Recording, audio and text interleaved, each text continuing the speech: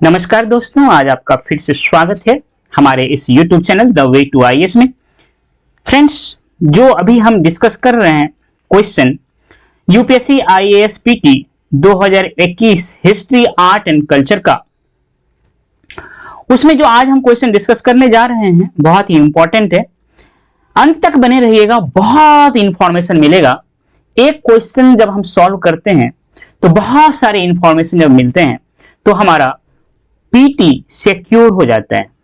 इस क्वेश्चंस को जब हम पढ़ते हैं तो देखते हैं प्राचीन भारत के इतिहास में, भारत के इतिहास में, और कब की बात कर रहा है तो प्राचीन भारत की बात किया जा रहा है, के संदर्भ में भवभूति, हस्तिमल और क्षमेश्वर क्यों प्रसिद्ध थे। इंग्लिश में पढ़ते हैं तो ये पाते हैं with reference to history of ancient India, Bhavabhuti, Hastimalla and Kshemeshvara were famous.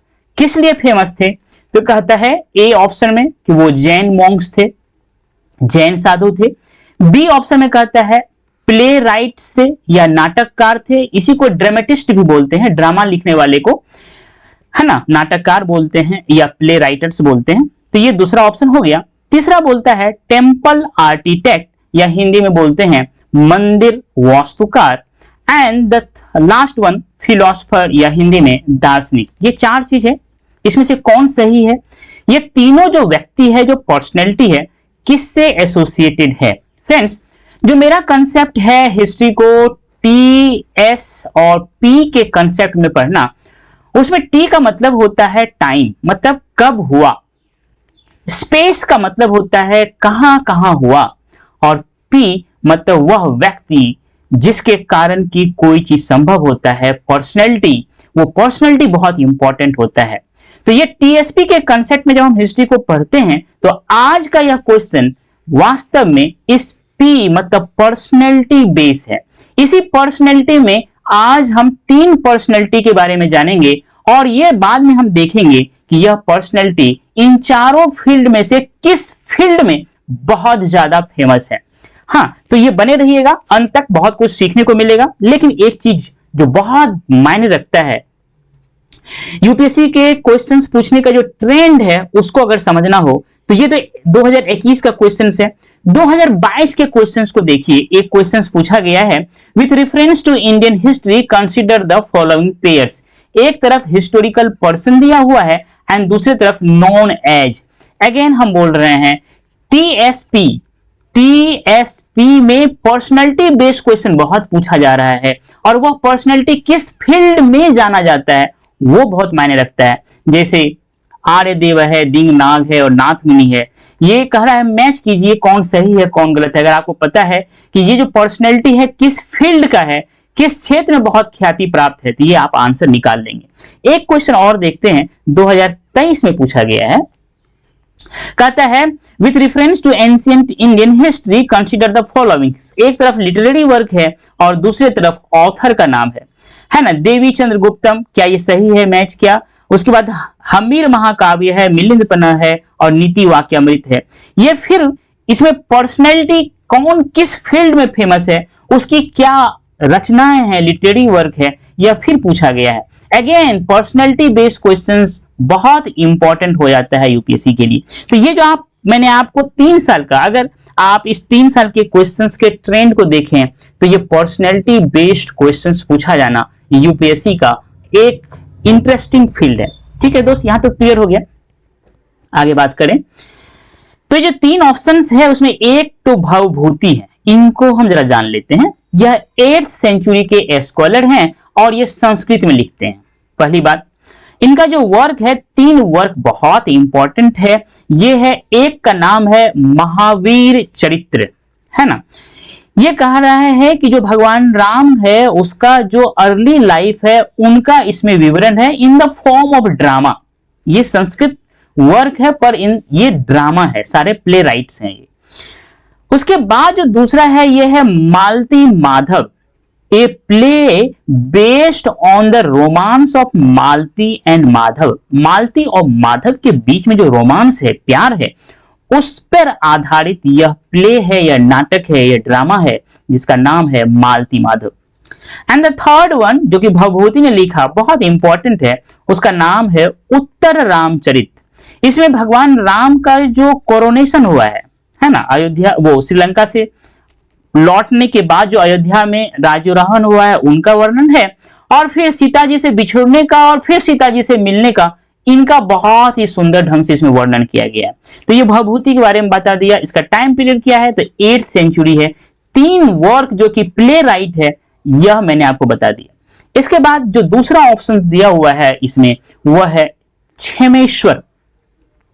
इसका पीरियड क्या है, ये लगभग 10th सेंचुरी और 11th सेंचुरी के बीच का है। ये 990 से 1070 के बीच का इनका पीरियड है। यह भी संस्कृत ड्रामेटिस्ट है। 11th सेंचुरी हो गई यही। और ये कहां के रहने वाले थे, तो कश्मीर के रहने वाले थे। इनका एक बहुत ही इंपॉर्टेंट वर्क है दशावतार चरित। ये क्या है, ये प्ले राइट है। ठीक है, तो क्षेमेश्वर तक तो हमने देख लिया। उसके बाद एक और इसमें ऑप्शन दिया हुआ है, वह है हस्तिमाला। हस्तिमाला ये 13th सेंचुरी के कन्नड़ राइटर थे। ये अर्थात जो कन्नड़ लैंग्वेज है, उस लैंग्वेज में इन्होंने ड्रामा लिखा। ये रहते कहां थे, तो जो होयसाला एम्पायर है, उस होयसाला एम्पायर में कोर्ट में रहते थे। होयसाला एम्पायर के कोर्ट में रहते थे। ये जो आपको ये मैप दिख रहा है, यह होयसाला एम्पायर का मैप है। इसका पीरियड क्या है होयसाला एम्पायर का, 1026 से लेकर 1343, 1026 से लेकर के 1343, ये जो पीरियड है, ये होयसाला एम्पायर का पीरियड है। इसी पीरियड में हस्तिमाला रहते थे 13th सेंचुरी में, और इसी एरिया में रहते थे, कोर्ट पोएट थे, और इन्होंने कन्नड़ में ये ड्रामा लिखा। 3 ड्रामा इन्होंने लिखा जो बहुत इंपॉर्टेंट है। पहला है विक्रांत कौरवा, दूसरा है सुभद्रा हरण, और तीसरा है पूर्व पुराना। ये 3 बहुत ही इंपॉर्टेंट है। मतलब ये तीनों जो नाम इसमें दिए हुए हैं, उन तीनों नामों के बारे में मैंने आपको बताया।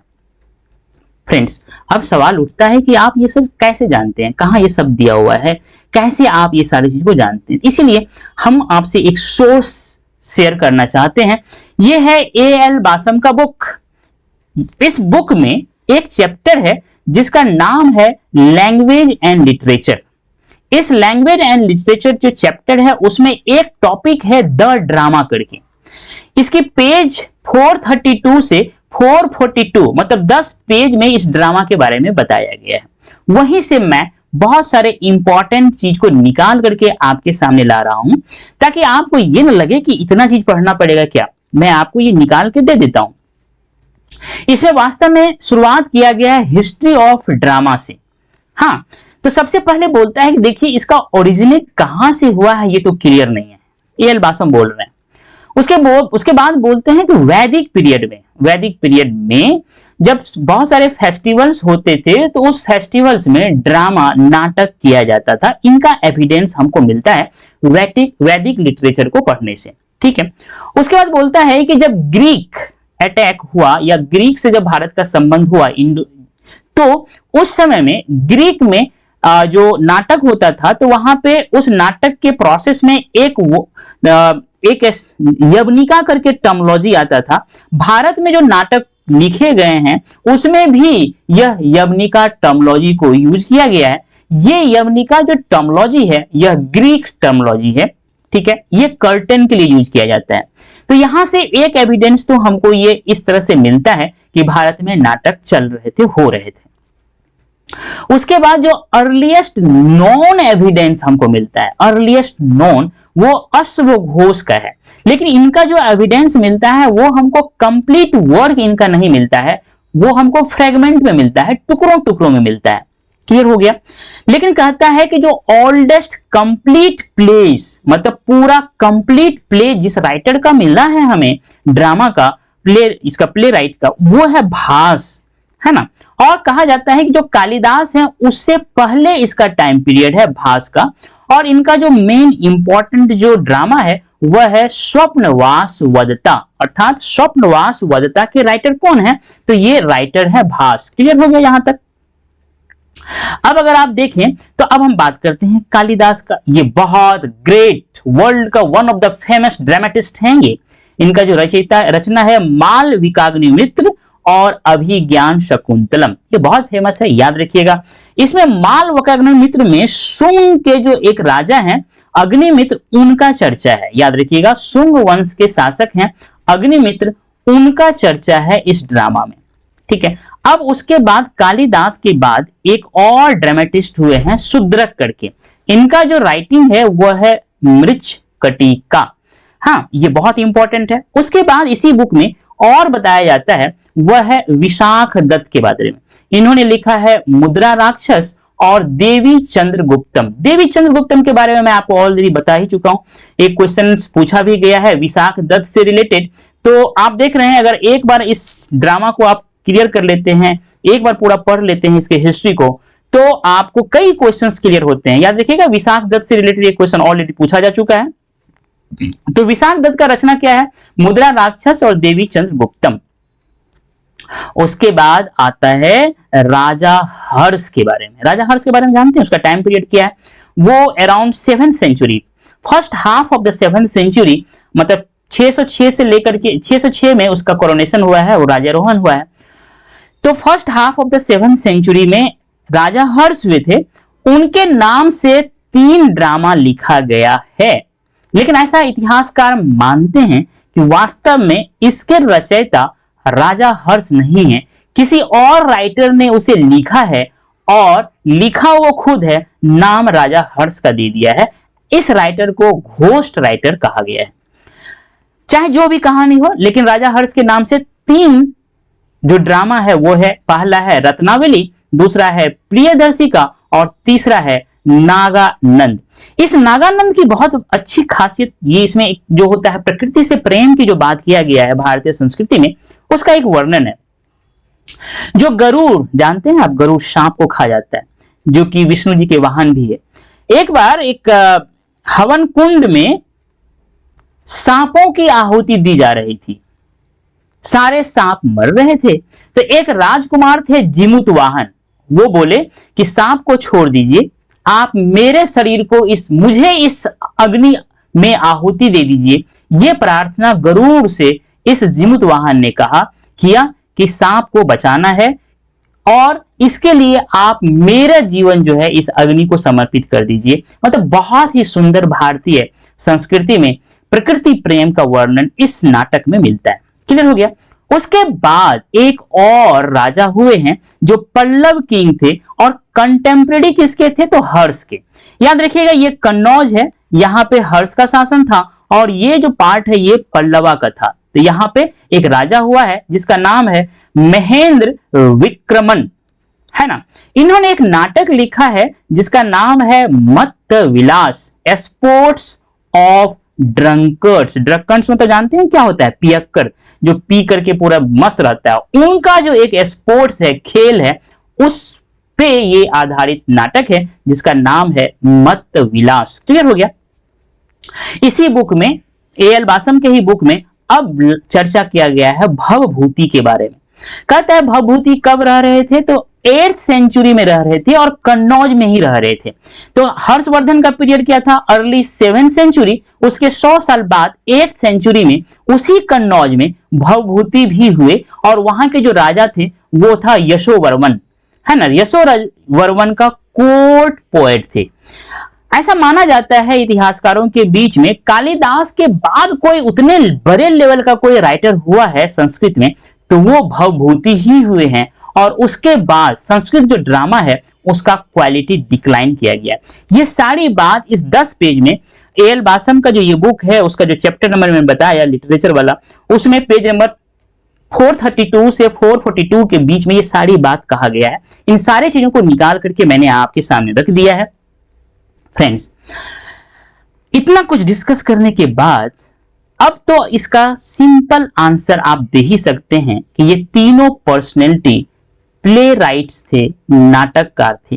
लेकिन फिर भी आपको टेम्पल आर्किटेक्चर्स के बारे में जानना बहुत जरूरी है। इंडिया में जो फिलोसफर्स हुए हैं उनके बारे में जानना है, और इंडिया में जो जैन मॉन्क्स हैं और जो बुद्ध मॉन्क्स हैं, इन सब के बारे में जानना आपको जरूरी है। तो ये इसका मतलब ये क्वेश्चन आपको 3 और फील्ड के बारे में आपको इंडिकेशन दे रहा है कि इस फील्ड में भी जो इंपॉर्टेंट पर्सनैलिटीज हैं उनको आप जानिए।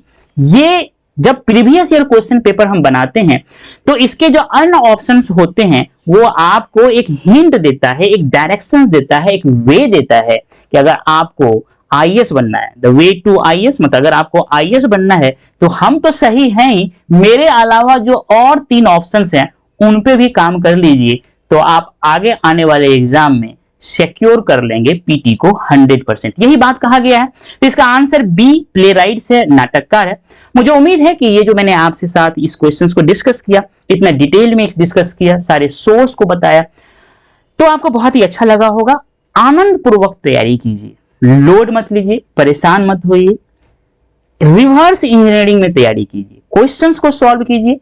क्वेश्चंस को सॉल्व करते करते जितने भी टॉपिक इसमें और कवर होते हैं उनको भी अपने पेज पे लिख डालिए। जब आप अपने सोर्स को पढ़ेंगे तब आपको पता चलेगा कि इस क्वेश्चंस में इन सारे टॉपिक्स की बात किया जा चुका है, और जब आप उस सोर्स को पढ़ेंगे तो उस समय आपका ब्रेन बहुत ज्यादा अलर्ट होगा, माइंड बहुत ज्यादा काम करेगा इंपॉर्टेंट थिंग पर, और दैट थिंग वाज और is important, it is decided by UPSC. वह इंपॉर्टेंट है, ये यूपीएससी का प्रीवियस ईयर क्वेश्चंस डिसाइड कर रहा है। इस तरह से अगर आप पढ़ेंगे तो सोर्स जो आपका है उसमें भी इंपॉर्टेंट चीज को ही आप अपने नोट्स में बनाएंगे, आप अपने माइंड में लेंगे, और फाइनली पीटी, मेंस और इंटरव्यू में उससे प्रोड्यूस करेंगे, रिप्रोड्यूस करेंगे, ज्यादा से ज्यादा नंबर उठाएंगे। फ्रेंड्स, मुझे उम्मीद है कि आपको बहुत ही अच्छा लगा होगा, इसीलिए आपसे मेरा ये हम्बल रिक्वेस्ट है कि हमारे इस चैनल को सब्सक्राइब करें, मेरे वीडियो को ज्यादा से ज्यादा उस रिलेवेंट व्यक्ति के पास शेयर करें जिनको इनकी जरूरत है, ताकि आपको उनको लगे कि आप उनका केयर कर रहे हैं। आप अपना वैल्यूएबल कमेंट दें और मिलते हैं नेक्स्ट वीडियो में। Thank you dear.